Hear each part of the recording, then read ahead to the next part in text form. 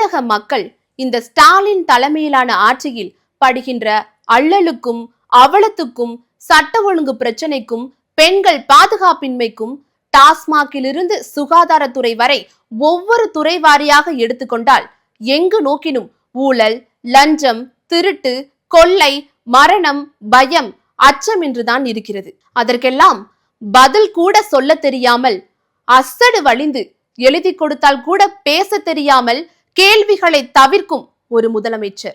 எல்லை நிர்ணயம், மாநில சுயாட்சி, ஹிந்தி திணிப்பு, தமிழுக்காக போராட்டம் என்று பெரிய பெரிய கனவுகளை நோக்கி மக்களின் கவனத்தை திசை திருப்புகிறார் நம் முதல்வர். கொடுத்த வாக்குறுதிகளை கூட காப்பாற்ற முடியாத பொம்மை முதல்வர் தான் தமிழக மக்களை டீலிமிட்டேஷன் என்று பயமுறுத்துகிறார். ஒன்றிய அரசு நம் தமிழ்நாட்டின் உரிமையை, குரல் வளையை நெரிக்கிறது என்று கத்துகிறார். உண்மையில் தமிழ்நாட்டு மக்கள் டீலிமிட்டேஷன் பற்றியோ ஹிந்தி திணிப்பு குறித்தோ வெகு திடமாக இருக்கிறார்கள்.